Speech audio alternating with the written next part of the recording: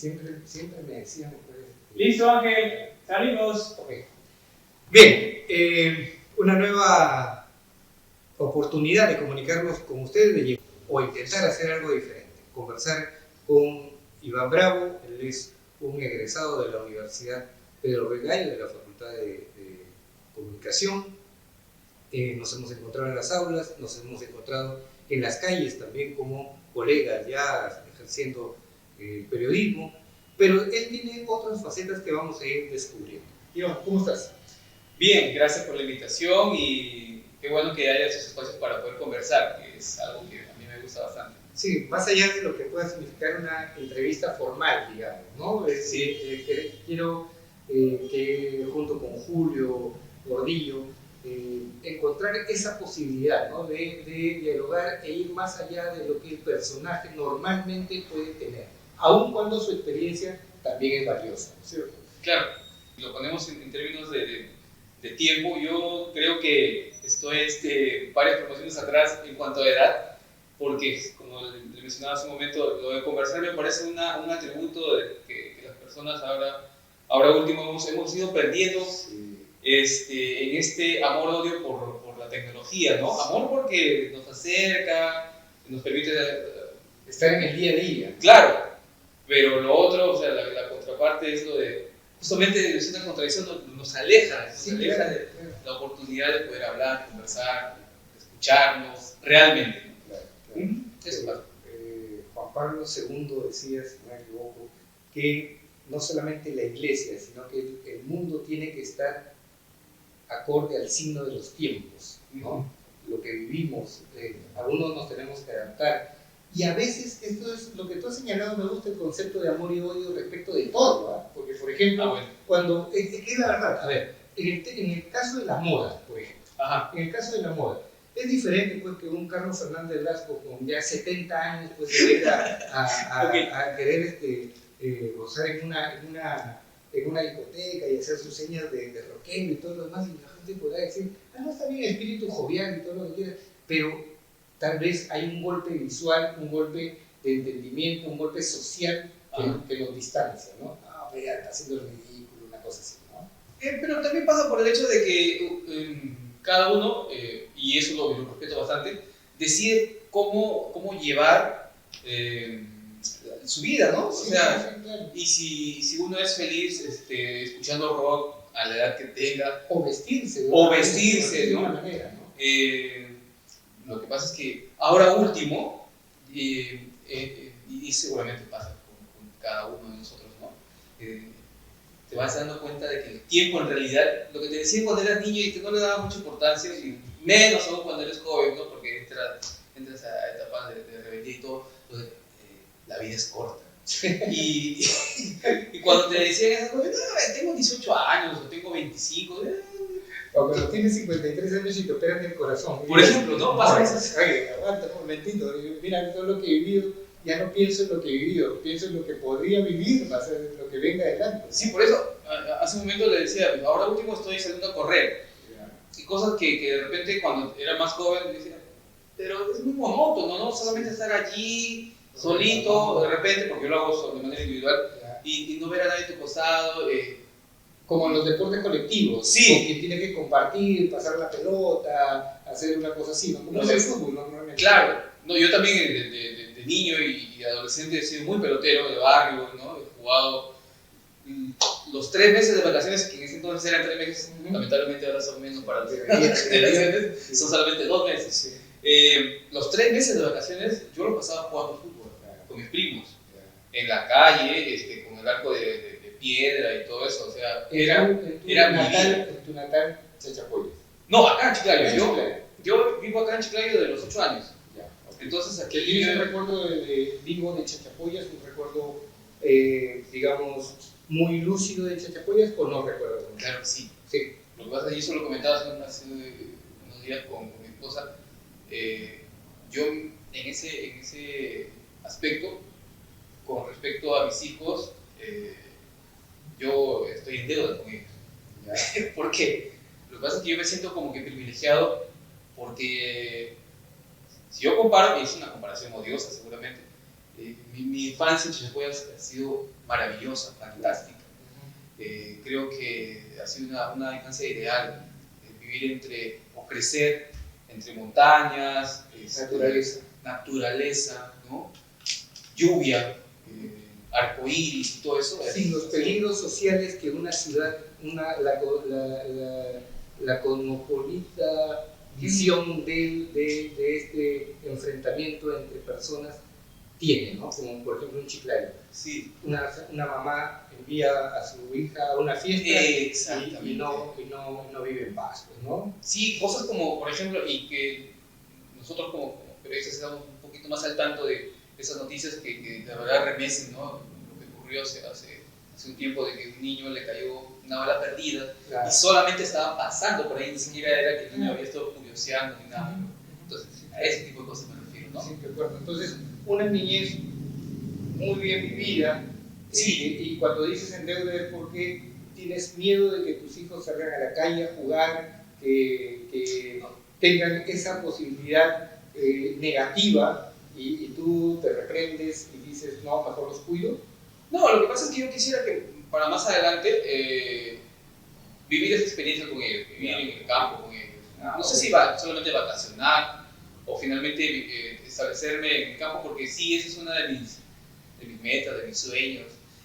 Eso también es algo que la sociedad actual nos ha impuesto, ¿no? Ahora todo se ve en base a metas. O sea, ¿por qué? Porque si dices metas, suenas a empresa. Resultados, ¿no? Pero si dices sueño, yo creo que suenas más a persona. Claro, te humaniza más. Sí, te humaniza más, claro, porque es ¿cómo se diría? Te vuelves máquina, ¿no? Te mecaniza decir meta, ¿no? Sí. Y yo creo que es eso. Y entras en la monotonía técnica de tu vida, ¿no? Te robotizas. Sí, y eso, pues, entonces yo creo que las cosas que yo viví en mi infancia en Chachapoyas, como la posibilidad de poder subirme a un árbol de nogal, yo ese recuerdo lo tengo así muy... Un árbol enorme, ¿no? No estoy hablando de un árbol de 2 metros, sino estoy hablando de un árbol de 4 metros hacia arriba. Y subirme y bajar los frutos, ¿no? Del nogal hacia... Con los amigos. Con mis hermanos. Ya. Y claro, con unos amigos de ahí del barrio. Porque la infancia es eso, ¿no? Porque una infancia sola tampoco es una muy buena infancia, ¿no? Claro. Ahora, cada quien puede vivir también la soledad desde cualquier aspecto y punto de vista, pero imagínate que alguien diga que fue feliz en su niñez, pero estuvo solo, ¿no? Las mamás de antes le decían a las mamás primerizas, ¿no? Las abuelas, así decían, que tener un solo hijo era como casi un pecado, ¿no? que cuando la parejita, que cuando el segundo y todo eso. Sí. Y creo que por ahí va un poco de eso de la justificación, ¿no? Porque claro, ver a un niño solo jugando y eso tal vez no era lo más adecuado, según su percepción, ¿no? Y eso permíteme meterme un poquito en lo que es tu intimidad. ¿Cuántos hijos tienes? Yo tengo 3. Sí. Andrés, que es por quien yo soy papá dragón, por quien yo vamos a conversar con ellos. Y luego están Mateo y Sofía, ¿no? Que son de mi segundo compromiso. Okay. Y son ellos las 3 razones por las cuales también tengo los 3 tatuajes que me dicen en el cuerpo, ¿no? De acuerdo. Ahora, a ver, Iván Bravo llega a la universidad, se forma como comunicador y empieza vayamos a esta parte de empiezas a desarrollar tu trabajo como comunicador. Sí. ¿Dónde? ¿Cómo? ¿Cuál fue tu primera experiencia como comunicador? En radio universitaria. Ok. Sí, allí empecé como programador, ¿no? Solamente ponía la música, en ese tiempo cuando todavía había cassettes, ¿no? Para poner la publicidad y para poner las canciones también, ¿no? Fue muy buena. ¿Quién dirigía en radio universitaria? ¿Perdón? ¿Quién dirigía radio universitaria? En ese entonces estaba Maribel. Sí, Maribel Díaz y su... Extraordinaria periodista. Claro, y su jefe de programación era Tino Misil. Él me reclutó, digamos. Que ahora ha encontrado un super nivel, ¿no es cierto? Sí. Ahora está como docente en algunas universidades. Mando un saludo a Tino y felicito su éxito y su progreso. Sí. Entonces, ingresé, salía de clases y me tocaba el turno de noche, bueno, de tarde-noche. La cosa es que los primeros turnos yo cerraba la radio, en ese entonces, ¿no? Apagaron la luz y salías. Sí, entonces los vigilantes los primeros días los vigilantes obviamente no me conocían, no sabían. Joven, de la radio. Ya, me quedaban mirando, ya, ok, ya luego, ya, pues. Seguramente todos los que han hecho lo mismo, pues, de mi promoción y las promociones también así cercanas a la mía, también, ¿no? Les habrá pasado lo mismo. Julio, ¿tú llegaste a radio universitaria? ¿Hiciste prácticas en radio universitaria? Sí, Primero ciclo, Julio. Y luego... o no todos tenían que pasar por radio universitaria. No. Era opcional. Sí, era opcional porque pasaba eso de que la radio no estaba ligada directamente a la escuela de comunicación. Claro, era un ente de la alta dirección. Sí, de la alta dirección. Entonces, creo que sigue siendo de la alta dirección de la universidad. Sí, ya pertenece al rectorado, los vicerrectorados. Sí, no ha cambiado, claro. Sí, es un error gravísimo, ¿no es cierto? Bueno, gravísimo. Sí, desde ese entonces se comentaba eso, ¿no? Que debería haber sido así. De acuerdo, sales de radio universitaria, tu primera chamba. Está de moda eso de la primera chamba. Lo de los memes son una cosa que nosotros es una locura, ¿no? Sí. Entonces, lo primero que hice fue presentarme en Radio Santa Victoria. No era mi primera chamba, pero era mi primera práctica, pero ya salía al aire. Ya no era que solamente me escuchaban algunitos, sino que ya presenté un proyecto con Elizabeth Santa Cruz, con la que fue con la que es la mamá de Andrés, mi primera esposa, y nos aceptaron. Salimos un par de meses allí y luego ahí nada más llegó la noticia del casting de Estudio 92 del grupo RPP que pedían un locutor. No decían varón, podían, porque el casting efectivamente presentaron chicas también. Entonces llegué allí y me presenté. O sea, yo iba, digamos, un tanto canchero, seguro, por lo que yo sabía. O sea, yo obviamente no pensaba que me iban a elegir, pero decía, estoy haciendo esto, yo creo que sí me puedo presentar. Jerry Hanna me ha formado bien, dijiste. Sí, tengo un tanto de cancha, entonces lo voy a probar. O sea, incluso yo no me iba a presentar, porque el rango de edad decía de 18 a 22, o 21, 21 sí, y yo tenía 22, ya había cumplido 22. Y obviamente pues te pedían tu CV, ¿no? Entonces, y dije, no, bueno, cuando vean mi edad, de repente me van a decir, bueno, ya dijimos 21, ¿qué sabes? Pero a veces el talento y la capacidad suple algunas condiciones también, ¿no? Seguramente. No, es así, porque a veces, yo te digo, he llegado a ocupar algún cargo y yo sabía que el límite de edad perdía, no lo ponía, pues cuando después decían, su edad es tanto, pero el requisito dice, no, pero lo necesitamos, ya estás hecho, ya estás adentro. Entonces me presenté y hice lo que me dijeron en el casting, todavía lo recuerdo, y ya me dijeron, ya está bien, lo vamos a llamar, a lo que quede. Pasó el tiempo, y me llamaron, después de algo de 2 semanas, yo de verdad pensaba que no me iban a elegir. Y ya quedé, pero... ¿En Estudio 92? Sí, quedé allí, la verdad no creía porque me sentía como que muy abrumado por el hecho. Incluso hubo un concierto de presentación en el Jockey del programa local, ¿no? Ahí me acuerdo que me hicieron subir al escenario, estaba recontra panteado, nunca había hecho ese tipo de cosas. Porque vinieron los productores de Lima, si no recuerdo mal, se presentó la banda Amén, ¿no? Que la traía pues, en la radio y todo, ¿no? En el jockey. Pero antes de eso, antes de que se presentara la banda, se subieron los productores de Lima, chicos, vamos a presentarles al que va a hacer su job, porque esa era la palabra que usaban para el productor, su job local, con ustedes y va. Y me acuerdo que el productor, porque vino el productor, se llama, no sé si estará todavía con nosotros, Luis Santana, me volteó a ver porque yo estaba así como que esperando. Y va, sube. Y yo, ya. Sin ninguna preparación previa, o sea, no te dijeron vas a salir al público, vas a lanzarte. No, porque, o sea, no había, digamos, cómo prepararlo, porque era solamente interactuar con el público, etc. Entonces subí, me dieron, oye, Iván, ¿qué tal? ¿Cómo estás? Yo, bien, ¿cómo te sientes?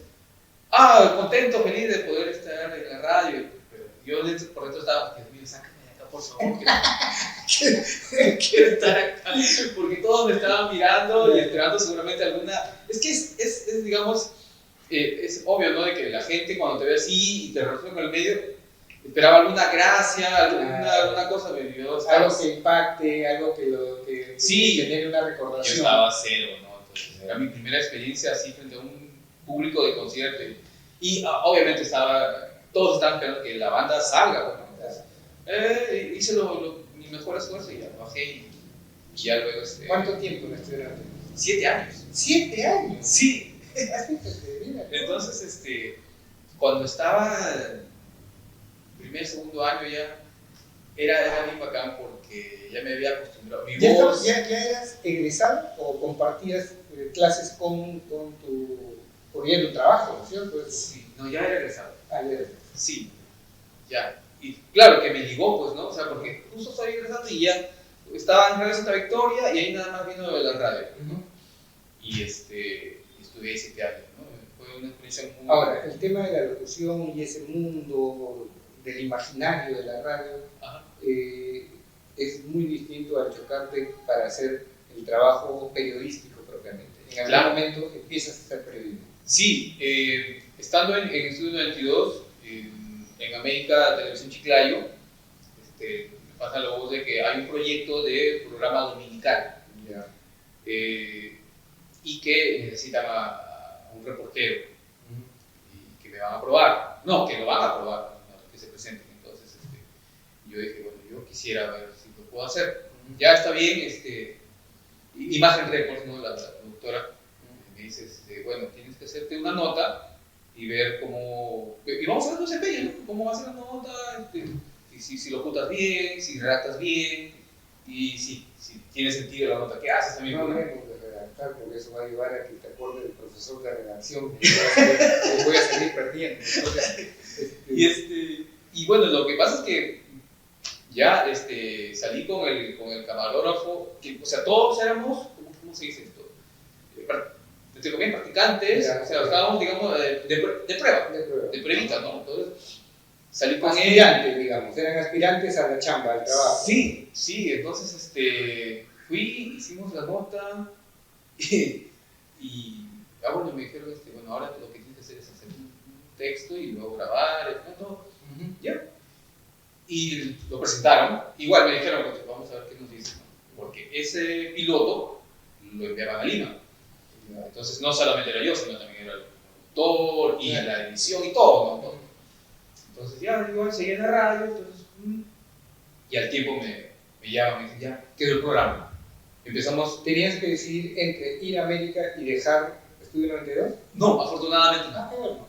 Porque me dijeron, mira, ve, las notas va a ser solamente los días domingos, de 1 a 2, las notas las vas a tener que preparar durante la semana. ¿Te da tiempo o no? Digo, sí, yo le dije, bueno, tengo lo de la radio, pero es al mediodía, solamente es 1 hora, y yo tengo la mañana, la tarde, incluso la noche, para hacer la chamba del programa, así que no creo que haya problema. Ya, entonces, ya empezamos tal fecha, así es que ya vamos preparándonos con las notas, y empezó. Y eso es Parando. Ahí fue donde empecé ¿Con Giancarlo como conductor o no era todavía conductor? Giancarlo fue conductor los primeros, claro, fue conductor los primeros programas junto a ¿Elizabeth? No, Brenda, me acuerdo. Brenda fue, no recuerdo el apellido, la conductora. Y luego Giancarlo, no recuerdo bien por qué salió, pero solamente quedó Brenda. Y luego, no sé si estoy bien recordando bien el nombre de la chica, vaya a ser que no lo diga bien. Y luego de Brenda ya salió la que fue conductora bastante tiempo, casi todo el tiempo de Parada Norte, Carla Cerquera. ¿No? Entonces, así. Ahora que me acuerdo, había momentos en que yo de América, ahí, del parque infantil, ¿dónde están? Sí. Las oficinas de radio están en Elvira García, entonces Relativamente está ahora RPP. Sí, lo que es ahora RPP, entonces relativamente están cerca, ¿no? Sí, claro. Pero había momentos en que yo llegaba de hacer una nota, llegaba 12:45 o 12:50, dejaba el micrófono y literalmente salía corriendo a la radio.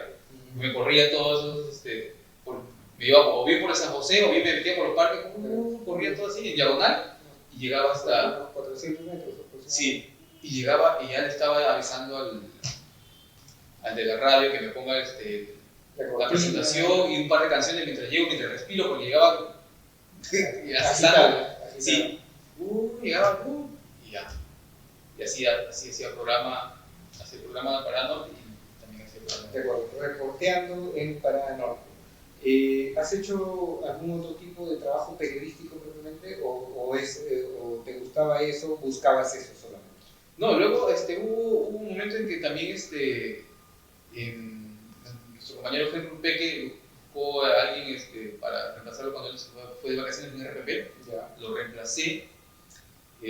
Para esto creo que ya había ido ya a San Ignacio a trabajar un año por allá. Y estaba buscando chamba, porque ya no estaba parado, ya no estaba en la radio, en el Estudio 22. Y cuando estoy acabando ya de reemplazarlo a Henry en RPP como reportero, sale esto de TV Cosmos. Entonces, y me ligó también allí. Digamos que he tenido una suerte, algo de suerte en eso de los trabajos, porque ya estaba acabando algo y empezaba otra. Llegué a TV Cosmos. No han habido, digamos, muchos desfases en tu vida laboral. Han habido, sí. ¿Qué es lo mejor de hacer, de hacer comunicación y de hacer prensa? Esos desfases donde dices y maldices por qué escogí esa carrera, ¿no? Sí. Porque no fui ingeniero, porque no fui doctor. Sí. Claro, ingeniero hubiera sido.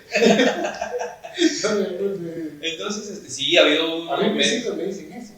En algún momento me dijeron eso, cuando uno tenía que apretar el bolsillo ante algunas cosas y vicisitudes, decían, papá, ¿por qué no fuiste ingeniero? ¿Por qué no fuiste médico? Sí, claro. Pero ya llegué a TV Cosmos y ahí empecé como reportero. Ya. Allí, por ejemplo, ha sido muy, muy aleccionador lo de la chamba en Asgari. Agarraba mi camarita, mi micrófono y salía a reportear con la gente. Ya. Fue una experiencia muy grata a nivel profesional. Digamos que tu trabajo en el mundo de la comunicación y del periodismo ha estado en los audiovisuales fundamentalmente. Sí. ¿No has tenido ninguna experiencia en los medios escritos? Hubo un rato, sí, que trabajé para El Informante. Ya, ok. Sí. Eso fue, digamos, entre cuando ya vine de San Ignacio, cuando trabajé en Tabaconas allá en el municipio de Tabaconas, perdón, y vine para acá y me quedé sin chamba y ingresé al Informante, pero allí, digamos que no reporteaba, era solamente hacer las notas, redactarlas, no era tanto hacer este trabajo de calle. De acuerdo. Y te dio la oportunidad de evaluar un poco lo que significaba ese balance, ese equilibrio de decir la radio, la televisión, el medio escrito, y si tuvieras que elegir, ¿a dónde te quedarías? Le tengo bastante cariño a la radio. Me gustaría alguna vez regresar a hacer un programa de entrevistas, de conversación, música también. Yo creo que sería un formato así, un híbrido, ¿no? Pero la televisión también me jala, porque la televisión me parece algo muy cómplice. Sí. Esa es la palabra. Lo que pasa es que, y me gustaría ser reportero otra vez. Lo que pasa es que a mí me gusta esto de mostrarle al televidente, desde mi lógica, mi perspectiva, que no solamente es noticia lo que tienes ahí, sino que hay algo más. Sí. Pero a mí me gustaría, por ejemplo, ser reportero en un programa de notas turísticas. Me gustaría hacer eso. Sí. ¿Por qué? Porque ya uno, y otra vez el tema de la edad. A mi edad, yo creo que enseñar eso de que está más allá, ¿no? Por ejemplo, si hago una nota de un lugar turístico y todo, y de explicarle en la nota al televidente el por qué es bueno viajar, el por qué es bueno conocer, por qué es bueno estar allí y por qué ahora conocer, entiendo. ¿no es cierto? Conocer también es Sí, fundamental. claro, y entender que la vida es corta. Sí. Yo creo que va por allí. Oye, Iván, Sí. ¿y en qué momento, tú lo has adelantado, pero me gustaría concentrarnos en este detalle de tu vida, ¿en qué momento aparece Papá Dragón y qué cosa es Papá Dragón? Que es una experiencia de vida que tú transmites, pero también me imagino con la experticia que te ha dado la comunicación y este soporte de vida. Sí, Papá Dragón es un personaje, es un cuentacuentos. Papá Dragón aparece como... ¿Tú te caracterizas cuando haces de Papá Dragón? Sí, yo he traído, por ejemplo, ahora en verano estoy bien fregado. Lo que pasa es que cuando yo lo muestro a los niños, porque Papá Dragón es un cuentacuentos... sí, hay cuentacuentos para mayores, para adultos, que también es una experiencia que yo también seguramente voy a hacer. Cuando yo les muestro este gorro, por ejemplo, ¿no? O el sombrero, que a veces también uso, me convierto, me transformo en el cuentacuentos. Entonces, cuando me lo coloco y soy el cuentacuentos y todo, a los niños les parece gracioso y todo eso, ¿no? Y sí, lo que pasa es que Papá Dragón tiene su personalidad. Papá Dragón no dice censura, por ejemplo. Papá Dragón no habla de fiestas. Ni lleva el tema del lenguaje y la transmisión del mensaje a un doble sentido. Nunca. No, porque el público... Es un personaje blanco, a pesar de que yo me he visto de negro totalmente. Yeah. Cuando me presento, ¿no? Estoy con un pantalón de otro color, pero cuando por ejemplo, este domingo voy a estar en Aputec, como Tupe, voy todo de negro, ¿no? Tengo un tapatón, sobre todo, perdón, que también es negro y todo. Pero Papá Dragón es un personaje blanco. Lo que hizo Capulina en su momento en México, ¿no? Capulina llegó a ser apodado el rey del humorismo blanco, porque era el tipo torpe, pero con un corazón bondadoso, el humor era muy físico, pero con un mensaje siempre. Sí, me voy a agarrar porque me voy a morir. Entonces, eso. ¿Y cómo nace? Justamente con mi hijo Andrés. Lo que pasa es que cuando yo tengo la noticia de que ya voy a ser papá por primera vez, me emocioné demasiado. Era una experiencia muy de otro mundo, ¿no? O sea, es una cosa que solamente cuando los que no son papás lo sepan, lo van a entender. Entonces, quise prepararme para recibir a mi hijo, ¿no? Y empecé a buscar en internet, ¿no? Y me topé con la estimulación temprana y todo eso, ¿no? Yeah. Cositas así, ¿no? Entonces, yo iba leyendo, eso me parece bueno, eso. Así.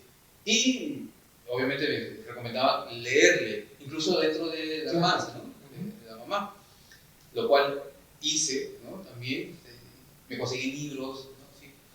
Y uno de esos momentos me topó con una ventanita que decía narración de cuentos. Y yo obviamente pues tenía la idea de narración de cuentos, pero había una vez. Claro, ¿no? Y lo de narración debe ser solamente libros, ¿no? No. Pero ya cuando vi lo de narración oral, me interesó. Ya te refieres a todo lo que significa prepararse, sí. entrar en una estrategia, formas. Sí, claro, yo cuando ya, adelantándome un poquito, cuando ya me asumo como tal, como yo digo, si ya quiero narrar, voy a prepararme, me vi un montón de videos de YouTube de narradores orales, de cómo hacen, ¿no? Cómo se presentan, qué hacen, todo. Hay una serie de recursos. Entonces, entré, vi, me fascinó la idea y dije, bueno, yo quiero hacer eso para mi hijo. Compré un montón de libros para él, cuando nació. Perdón, Iván, antes de esto, ¿eras un lector regular? Sí. Mediano, bueno, digamos, ¿cuál era tu condición de lector? Yo cada vez que me preguntan cómo entraste a la Pedro, yo entré leyendo. Porque mi mamá me decía, en la época cuando estaba preparándome para el examen, me miraba en la sala, que a veces incluso de madrugada, me quedaba leyendo. O en la sala, ¿no? Cuando ella venía del mercado y yo estaba ahí, ¿no? Así, me decía, ¿cuándo te vas a preparar para el examen? Me estoy preparando. ¿Qué? ¿Cómo? Estoy leyendo. Y sí, entonces, sí, soy todavía, ahora soy un lector de cómic, porque leo en el celular, en la cómic, mientras estoy ahí, aprovecho el tiempo, estoy ahí. Pero sí, el libro que a mí me impactó y cambió mi visión del Perú y del mundo y todo, fue Futuro no hay milagros de Osvaldo Ricos. Sí, fue como yo siempre lo digo, fue una cachetada a despertarme en la realidad, a la realidad del Perú, a la realidad de la ciudad y todo. Después ha sido José María Arguedas, Pablo Vargas Llosa, Bryce, García Márquez, obviamente, ¿no? Borges, todos esos autores desde su óptica del mundo me han formado como lector, ¿no? Y después cada libro que yo he podido ver o curiosear lo he conseguido, ¿no? Entonces sí, le conseguí los libros a mi hijo, se los leía cuando era pequeño, jugábamos con libros, y uno de esos momentos fue cuando él tenía 4 o 5 años, yo llegaba a trabajar y me dice, papá, ven. Y yo ¿qué pasa? Tengo que contarte algo. ¿Qué cosa? Me acerco así chiquito, ¿no? Y dice, papá, yo soy un dragón. Y entendí que todo lo que había hecho por él con esto de los libros estaba dando frutos, ¿no? Porque su cabeza, abriste el mundo de su fantasía y de su imaginación. Sí, entonces yo me quedé así, no le iba a romper el encanto. Sí. Y digo, pero claro que eres un dragón. Sí, papá. Y soy así como mirando las cosas y boto fuego. Y wow, impresionante. Eres un dragón. Sí, pero no le digas a nadie. No le digas a nadie, esto se cree. Ya, entonces él era un dragón. Cada vez que jugaba, ¿no? Entonces, bien, así. Entonces, cuando yo ya más adelante quiero hacer cuentacuentos, dije, pero ¿qué nombre me voy a poner? Porque Iván Bravo, no creo que no era muy llamativo para lo que yo tenía pensado, ¿no? Cuentacuentos para niños.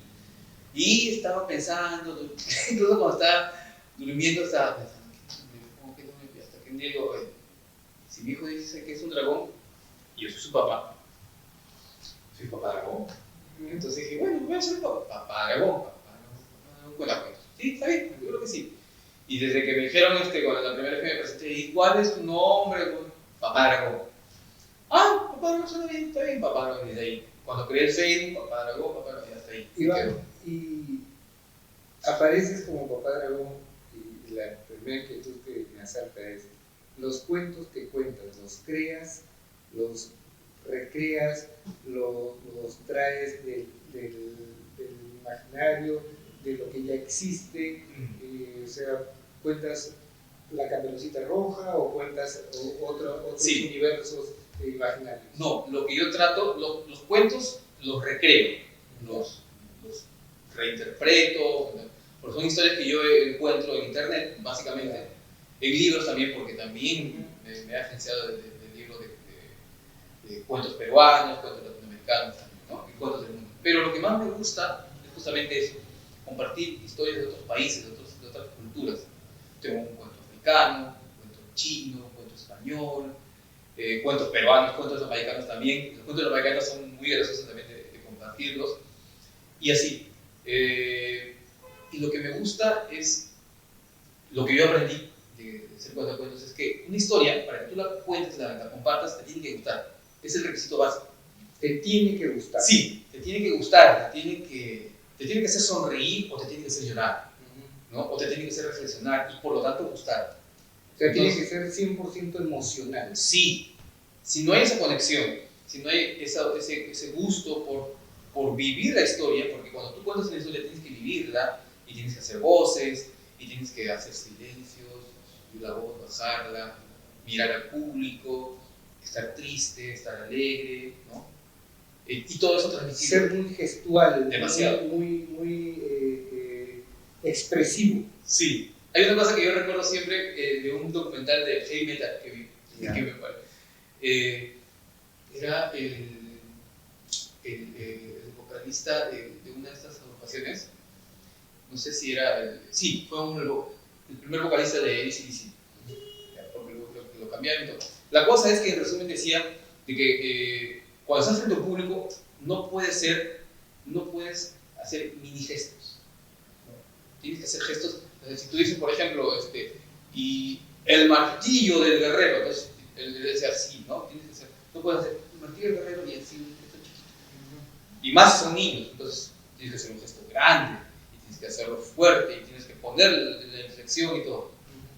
Entonces, eso son cosas que uno va agregando a sus presentaciones, y de esa forma, cada cuento, como te decía, lo tienes que internalizar, lo tienes que vivir, y cuando tú lo vives, es más fácil que el público se conecte.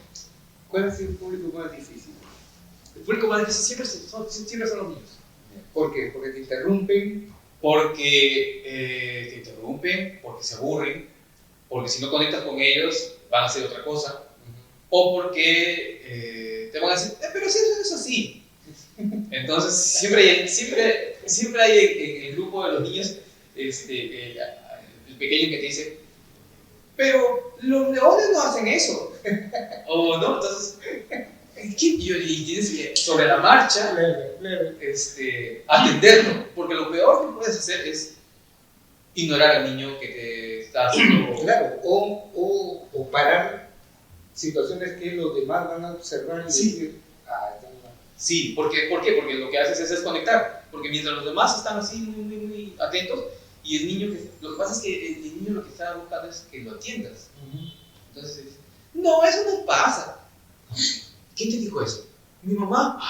Lo que pasa es que tu mamá todavía no conociste, ¿por qué te lo dije?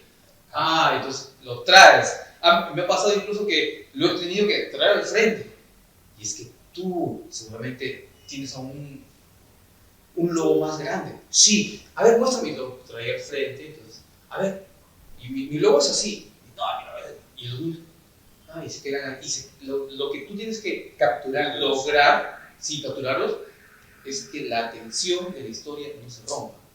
Porque si tú dejaste que se rompa la magia, es bien difícil que vuelva a crearse.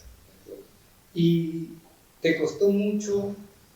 Yo siempre digo que le tengo pánico al ridículo.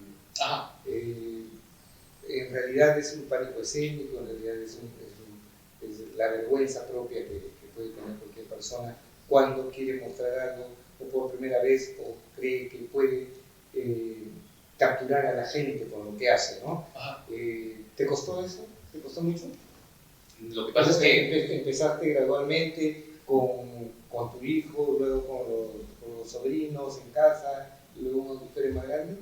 Conforme me iba formando y aprendiendo las técnicas para contar, ahí hay un ingrediente básico que te dice justamente de que tienes que perder el miedo a la ridículo. De todas maneras, porque si tienes que hacer la voz de un duende, de una hormiguita, obviamente tienes que hacer una voz muy aflautada, muy delgadita, y a ti no te interesa que la frente está tu hermano, tu mejor amigo, que te conocen en otras facetas, pero le tienes que perder totalmente el miedo al ridículo, porque justamente ese ridículo es el que te hace conectar con el niño. Sí, claro. De todas maneras, porque el niño no va a ver jamás a un duende con esta voz. Lo que también me ha ayudado es mi formación como clown. En el clown también justamente te dicen de que si tú quieres estar frente a alguien con una nariz roja, con una ropa multicolor, pensando de que, no, pero qué roche, pero qué me van a decir, todo, no lo vas a hacer. Entonces, tienes que perder el ridículo. El ridículo es parte tuya. Sí, claro. Yo siempre digo, cuando mis amigos, que es un grupo un poquito cerrado,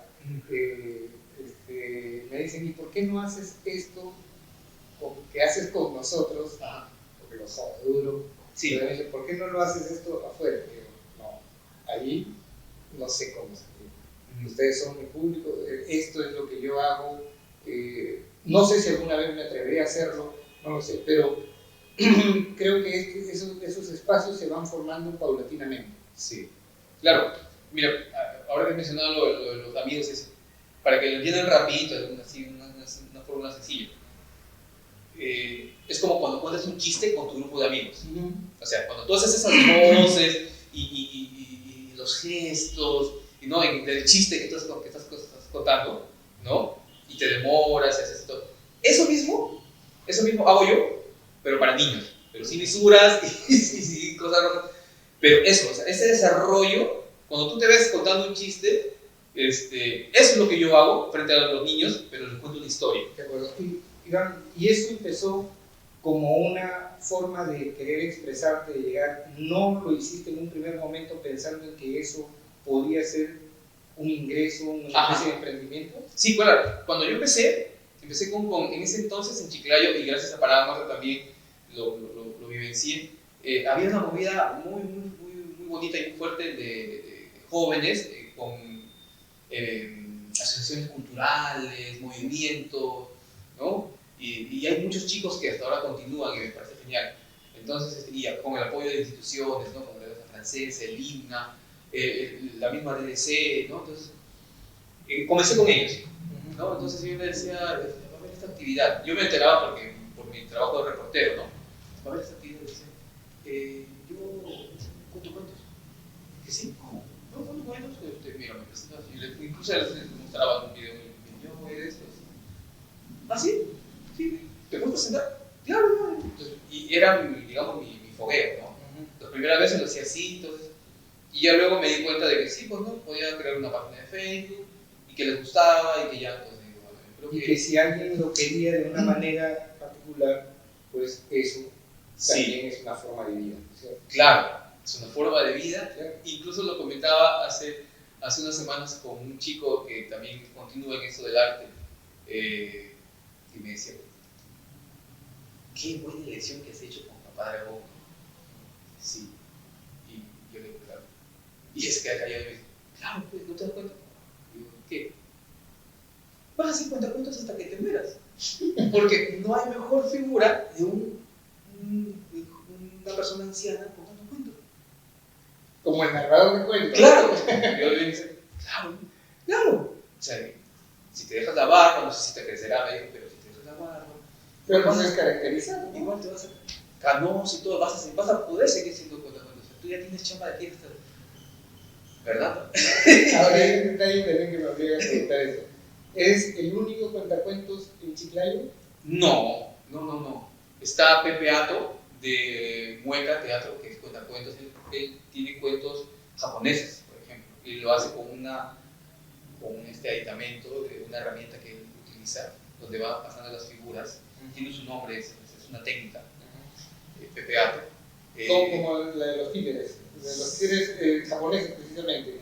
Que te muestran una especie de teatrín. Ajá. Sí, pero él lo hace es un corredizo. Ya. No recuerdo ahorita, pero tiene un nombre, ¿no? Esta técnica. Y luego está, hay una profesora que justo se va a presentar este domingo en Aputlec, en este festival que voy a participar también. ¿Qué más cuentacuentos hay? Sí hay. La verdad. A ver, pero digamos, cuando tú inicias, revisaste, un poco investigaste y dijiste, ¿ya hay alguien que hace esto? A ver, si nos ponemos a ver si con la continuidad con la que yo lo realizo, tal vez no hay, ¿no? Pero me gustaría encontrar a más cuentacuentos, un Pepe Ato, y por ahí, por ejemplo, tal vez de otra forma, pero sí, Liz Moreno, la directora de teatro, ella hizo un espectáculo de cuentacuentos, justamente del libro que yo también me he nutrido para poder presentarme, de Alfredo Narváez, que se llama Dioses, Encantos y Gentiles. Ella le hizo un homenaje a este libro, de ahí sacó los cuentos, con los cuales hizo un espectáculo muy bueno, que lo fui a ver, muy bueno. Entonces ella, por ejemplo, también hace, ¿no? Pero digamos más teatralizado, todo lo que significa esto. ¿Tú qué necesitas para ubicarte frente a los niños? ¿Qué necesitas? Además de tu caracterización. Música. Yo llevo música en una memoria USB. Si se da el caso, algún tipo de ambientación, aunque eso también es lo que me gusta a mí. Lo que pasa es que la cosa es eso del cuentacuentos. Resulta mucho mejor crearles la imaginación, recrear la imaginación. A eso voy. Aquí hay un castillo Sí. y ellos están Sí. alucinando el castillo. Es que justamente la tarea y la función del cuentacuentos es crear eso. Y eso es lo que me gusta, por ejemplo, también de hacer cuentacuentos. El minimalismo y todo eso. Es una forma de que a mí me gusta mucho. Lo que pasa es que el cuentacuentos incluso no debería usar ni música. Yo, por ejemplo, ahí estoy transgrediendo no debería usar ni música, ni nada más, ni ningún otro elemento. Solamente es la su persona. voz y su cuerpo es Sí. la herramienta esencial. Sí. Y claro que luego puedes armar un espectáculo, un show, ¿no? Pero esencialmente el cuentacuentos es solamente la voz, la historia, el público, nada más. Entonces, pero sí, para el caso de los niños yo uso música, la música del lugar donde nos vamos a trasladar para la historia. Si es un cuento español, música de España, si es música de China, perdón, si es China, música de China. Ahora, una presentación tiene un tiempo y además te obliga entre comillas, a tener una narrativa de un solo cuento, 2 cuentos, 3 cuentos, ¿cómo es tu rutina? Un cuento. Un cuento. Sí, un cuento. Lo que dure un cuento. Sí, lo que pasa es que yo, desde que me presento, porque hago toda una apertura, hago un intro, digamos, ¿no? Con música, dinámicas, todo eso es parte ya del espectáculo, del show. Sí, hago un intro, todo, hago que los niños se paren y todo eso, conmigo, con la música, y luego ya presento el cuento como tal, que en promedio dura unos 25 minutos, a veces media hora, según la historia, y luego hago una despedida y todo, ¿no? Todo esto dura un promedio de 40 minutos, 45. Las primeras veces, por ejemplo, por eso es bueno. Es bastante para tener la atención de un niño por 45 minutos, ¿no? Sí, es bastante. Es bien chapa, sí, claro. Sí. Lo que pasa es que las primeras veces cuando comencé en esto, creía de que, bueno, son cuentos y les voy a contar 4 cuentos a los niños. Y me iba preparado para contar 2, 3 cuentos, ¿no? Pero no hay que ser también, ¿cómo se dice? Iluso. La verdad, esa es la palabra. Los niños, justamente por el tiempo, no están preparados para estar sentados. Si un cuento dura 20 minutos, 2 cuentos serían 40 minutos más el intro y todo, ya estamos hablando de un tiempo bastante más grande. Entonces, no. Es solamente una historia. Y trato de, cuando estoy presentándolo, el cuento, de hacerlo lo más dinámico posible, de involucrarme lo más que puedo con la historia para que el niño esté conectado. Repites las historias y le pides a los niños que decidan qué historia puedes contar. Por ejemplo, se me ocurre, niños quieren escuchar un cuento de superhéroes, un cuento de magos, un cuento de animales. ¿Les pides eso? No. Yo cuando me piden presentarme, yo ya voy con el cuento elegido. Ya, okay. Sí, de acuerdo a la edad también, porque son niños pequeños de 5 o 6 años, hay un tipo de cuento para ellos, que es básicamente muy lúdico, muy participativo. Sí. Cuando ya son niños más grandes, me doy cierta licencia de que hacen un cuento, digamos, que apela hacia la aventura, ¿no? Pero que también necesita algo de movimiento. Y hay cuentos para personas, para ya púberes, adolescentes incluso, donde ya se apela más a la reflexión y puedo ser más pausado. Y la historia misma es la reina de la presentación. Entonces ahí sí puedo digamos, tomarme el tiempo de licencias para poder hacer algo más. Sí, y ahí es donde yo apelo al final de la historia. El final de la historia es digamos, donde ¡pum! Da el mensaje, el cierre, ¿no? Siempre guardo, en el desarrollo siempre me guardo para el final de la historia, es donde el impacto, eso es lo que me gusta. ¿Cuál es la mejor anécdota que recuerdas de esto? ¿Cuánto tiempo tienes haciendo Papá de Garra? Sí, algo de 8 años, puede ser. 8 años. Sí. Ya.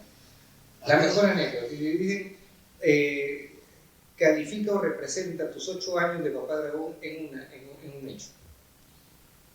Donde me quedo sin voz.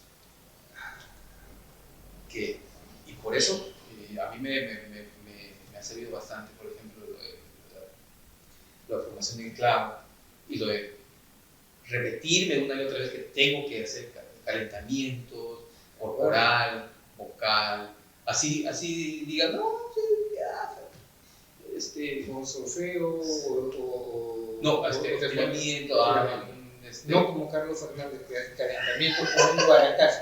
¿Ah? No creo que sea muy conveniente, no, porque se me Carlos Fernández nos cuenta un cuento, pero de esos, ¿no? De claro. Entonces, me pasó una vez, no hice calentamiento para nada. Dije, soy canchero, ya voy. A continuación, Iván Bravo. Yo estaba conversando con mis amigos, ¿no? Salgo nada más y un ratito voy a está bien. Ponen la música y como y lo peor fue que era un lugar donde habían conocidos. Entonces, por eso mismo, pues, bueno. Entonces, me emocioné, eso es lo que uno aprende también estando al frente del público, ¿no? Me emocioné mucho y las voces de los personajes del cuento las estiré demasiado. Entonces, hice muchos agudos, demasiado, ¿no? Era la voz de un tigre, ¿no? Un tigre español. Para que vean cómo es eso, ¿no? Es como hombre, y era o sea, tenía que hacerlo con la garganta. Es como Tony Bazán, pues. Claro, tal vez sí. Entonces, hombre, mira, que chinito me ha dicho. Y está pasando, ¿no? Entonces, hice eso. Entonces, me quedé sin voz. Creo que ahorita me voy a quedar sin voz aquí. Róbame el agua.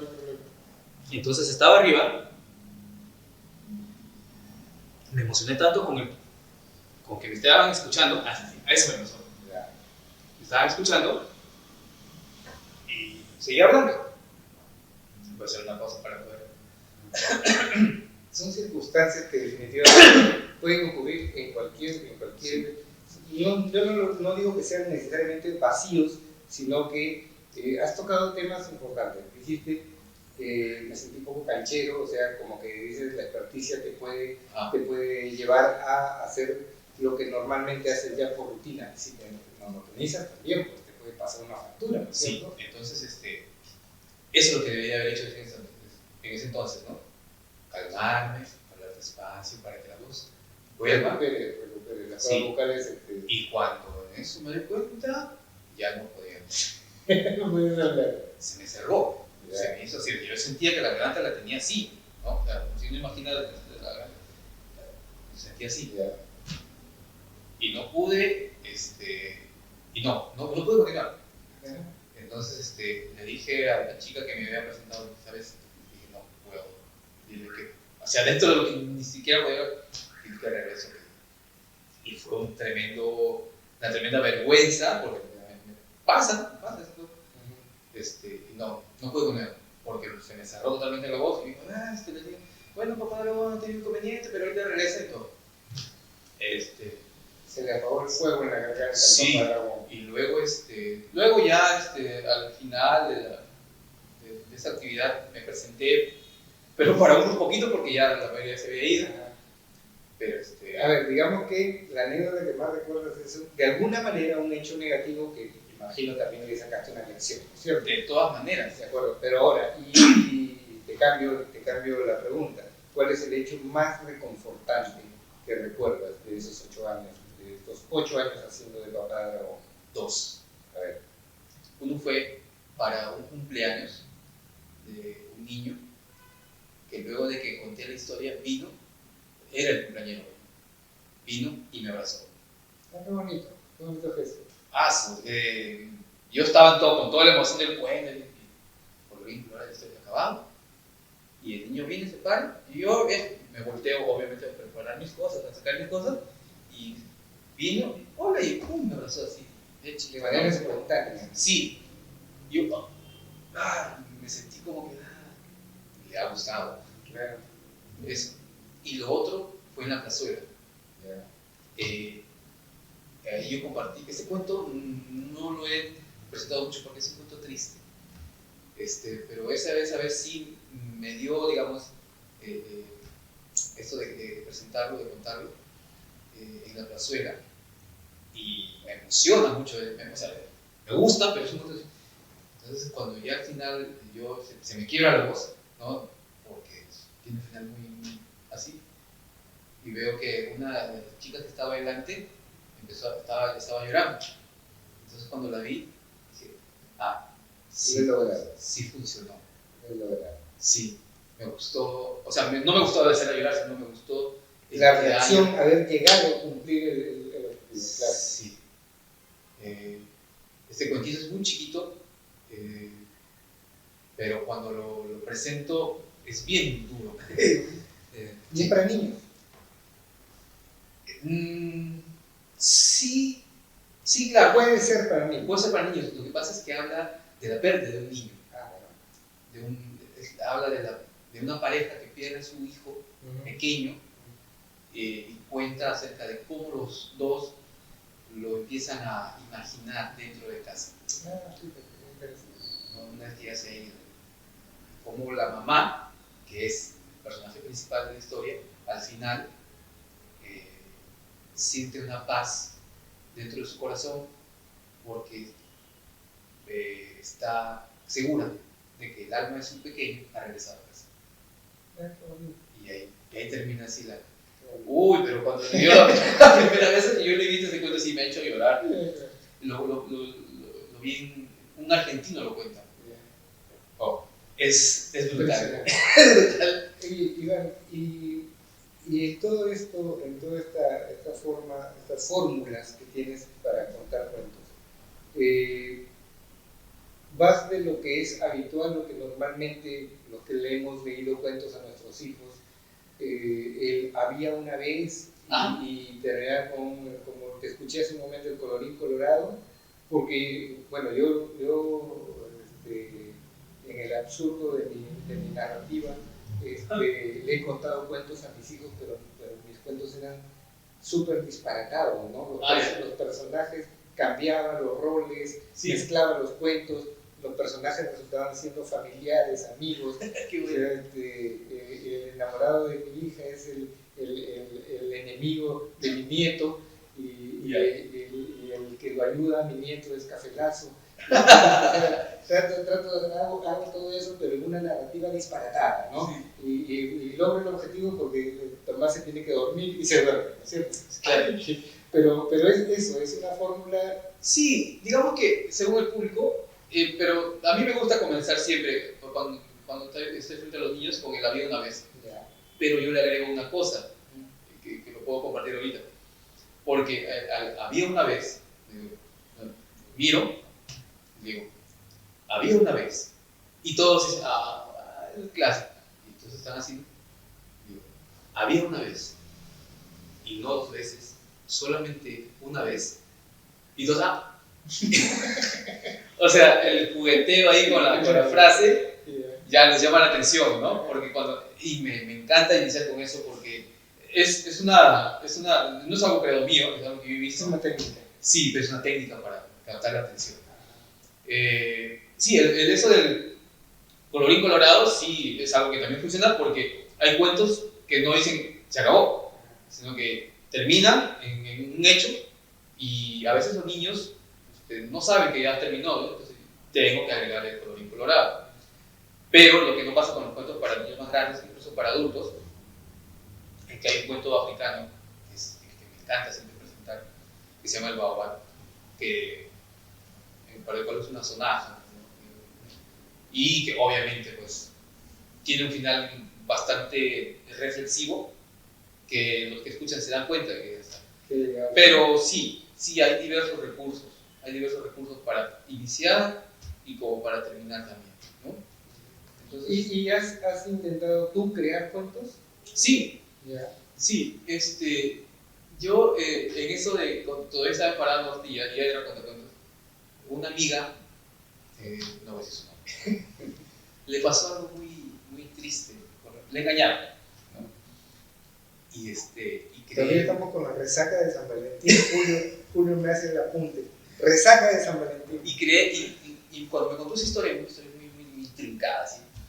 Creé un cuento rimado. Y eso es lo que me limita a mí a poder presentarlo. porque si yo me olvido una rima, pierdo ese dato. Y yo cuando se lo leí, porque lo escribí y todo, y cuando se lo leí, se sonrió dentro de toda la pena que significaba lo que le había pasado.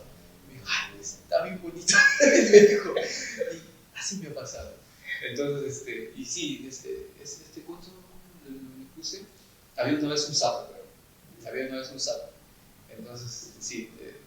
Y sí, he intentado esto de escribir. Lo que pasa es que ahí viene mi otra faceta. ¿No? Y no sé si tú estarás de acuerdo, pero el ser lector es una faceta. Claro. Es una forma de vida, ¿no? O sea, ¿tú qué eres? Yo puedo decir, soy periodista, cuentacuentos, clan y lector. Sí, Entonces, claro. Entonces, la faceta de lector es muy exigente y muy, así, muy de juez, ¿no? Entonces, cuando yo me atrevo así a escribir y dice, no, esto no funciona, porque en comparación con lo que uno lee, sí, es lo que más o menos dice Borges, ¿no? Borges dice, yo me enorgullezco más de todo lo que he leído que lo que he escrito. Claro. Entonces, va más o menos así, ¿no? O sea, y además Borges agrega algo muy importante que dice, el libro tiene que engancharte, ¿no? O sea, la lectura es como la felicidad, nadie está obligado a ser feliz, nadie está obligado a leer. No te engancha la historia, no la leas. Tienes que encontrar el espacio adecuado para poder ir en esa ruta. Sí, yo creo que, por ejemplo, Borges ha contribuido mucho a que yo no me anime a escribir. Bueno, Borges era un crítico fatal, desgraciado, sí. No tenía piedad con nadie, o sea, sí. Desconoció a Vargas Llosa. Sí, por ejemplo, ¿no? Sí, desconoció a Vargas Llosa, desconocer a Vargas Llosa. Porque para mí es uno de mis autores favoritos, digo casi todas las obras de Vargas Llosa, me fascina cómo escribe, y que Borges diga, no lo conozco. Sí, claro, porque, ¿no? Borges, hablando de los cuentos, él dice, ¿no? De que el cuento es una creación, pues, estilizada y que, pues, tiene todos los elementos y que no le debes sobrar ni faltar nada, ¿no? Claro. O sea, él dice, pues, las 2 o 3 páginas que ocupa un cuento tiene que ser lo más perfecto posible, ¿no? Lo más cercano a la perfección. Entonces, cuando yo leo o escucho, porque también está Borges en YouTube, en los videos, digo, no, si el maestro lo dice así de una forma tan... Pero tenemos que empezar, tenemos que hacerlo. Por ejemplo, tú sí conoces, porque no recuerdo si es tu promoción o no, el Baríquino. Ah, claro. ¿Es tu promoción? Sí. Ya, ok. Baríquino está a punto de sacar un libro. Sí. Interesantísimo. Lo vamos a tener pronto, muy pronto acá, para conversar con él y no solamente hablar de su libro. Pero yo digo, admiro, porque yo no creo en la envidia para mí es un sentimiento negativo. Cuando alguien dice la envidia sana, no existe envidia sana para mí. La envidia es un sentimiento negativo. Yo admiro, si algo me agrada, me gusta y veo algo en alguien, lo admiro. Okay. Y en este caso tengo, y repito, porque ya lo dije antes, admiro lo que está haciendo Baríquino, ¿no es cierto? Sí. Yo estoy con tu libro hace como 10 años que no puedo avanzar absolutamente y el flaco ya está sacando un libro, ¿no? Por ejemplo, ¿no? Claro, sí. Volviendo un tanto a lo de... No, saludo a Baríquino, como decía mi abuela, se va a llamar su libro. Carmela, como decía mi abuela, Carmela. Sí. Entonces, volviendo un poquito a lo que decía de Borges, si alguna vez yo quiero presentar un cuento de él, de Borges, yo ya tengo elegido La Casa de Asterión, que habla sobre el Minotauro y todo eso. Ese cuento, el final, yo hasta ahorita no he leído, no sé si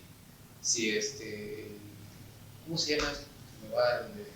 No sé si un cuento que también leí de Ribeiro puede compararse en cuanto a remates finales. Pero La Casa de Asterión para mí tiene el final tan impresionante, ¿no? De una forma, o sea, te estás leyendo una cosa y luego te saca totalmente de lo que estás ahí a otro escenario, a otro personaje, me parece impresionante. Entonces, si yo alguna vez quiero acercarme a poder contar algo de él, así como Papá Dragón, La Casa de Asterión, va a tener que ser de esta manera. Me parece impresionante ese juego.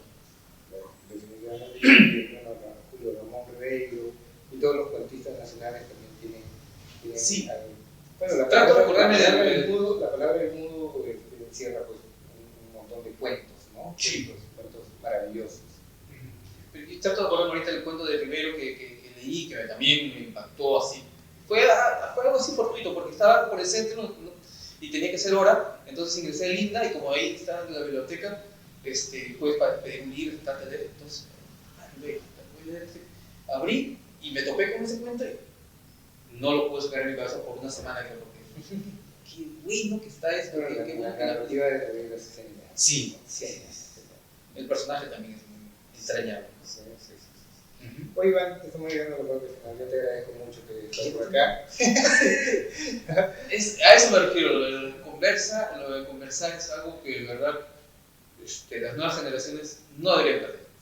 Sí, de todas maneras. Sí, porque uno aprende, porque uno puede dar algo, pero también tiene que recibir. La conversación, más allá tal vez el hecho metafórico de que sea una especie de ping-pong, lo más cercano al juego de ping-pong es que la pelota pueda ir a los dos lados dando testimonio de un diálogo que tenga fortaleza en lo que se dice, ¿no? No solamente para conversar por conversar. Nos has contado una historia de vida, nos has contado una historia de cómo tu vida también se transmite a través de contar cuentos y de ser reflexivo y de tener un mundo y un universo literario también que ofrecerle a la gente, ¿no? Eso es muy importante. Sí, y para también cerrar la idea y todo lo que te he conversado es que todo esto que yo hago tiene una finalidad y eso es lo que a mí me motiva y me lleva siempre. Es una palabra, trascender. O sea, y eso es lo que yo quisiera que mis hijos aprendan y que las personas cercanas a mí también lo entiendan, de que todo lo que mueve a un ser humano debe necesariamente, para que tu vida sea útil, para que tu vida tenga una justificación, debe perseguir el objetivo de trascender, de hacer algo por tu entorno, por los que están cerca de ti, por tu comunidad, por tu familia, por tus amigos. Iván, cierro con esto. Trascender no necesariamente para buscar el reconocimiento. No, cierto. Porque eso es muy importante. Porque a veces mucha gente busca trascender para ser reconocido, porque quiero que me identifiquen, quiero ser yo, y en una suerte de egoísmo, en una suerte de egocentrismo, perdemos el objetivo de trascender, porque el legado y el mensaje tiene que ser mucho más fuerte que la persona en sí misma. Yo te doy un ejemplo de cómo es que entiendo yo esto de trascender, y para que lo puedas, no sé si estamos en la misma línea. Ayer yo salía con mi hija Sofía a comprar pan y en La Victoria pasa un fenómeno espectacular de que entre las calles el sol que va cayendo en Pimentel se ve naranja, ¿no? Se ve un color naranja intenso, espectacular, o sea, esa es la palabra, ¿no? Hay otro, ¿no? Fantástico así. Entonces yo le dije a mi hija, que tiene ahorita 8 años, ¿no? Mira el sol cómo va cayendo allá. Y queda mirando en sus 8 años, papá, ¿pero qué tiene eso? Y dije, nunca pierdas la oportunidad de ver cosas así sencillas que te puedan dar un rato de alegría. Y me quedo mirando, obviamente todavía no entiende todo lo que le he dicho, pero de eso se trata. Si yo logro que mi hija, cuando sea grande, recuerde eso, eso es trascendente. Sí, Nada más. eso es maravilloso. Hermosa reflexión, te agradezco mucho por el tiempo que has tenido para estar conmigo, con Julio, con todos los amigos que a través de la cuenta de Facebook de Informar en Redes van a tener la oportunidad de verte y escuchar el mensaje. Gracias, Iván. Gracias a ti. Bien, vamos a tener más, siempre vamos a tener más en Informar en Redes.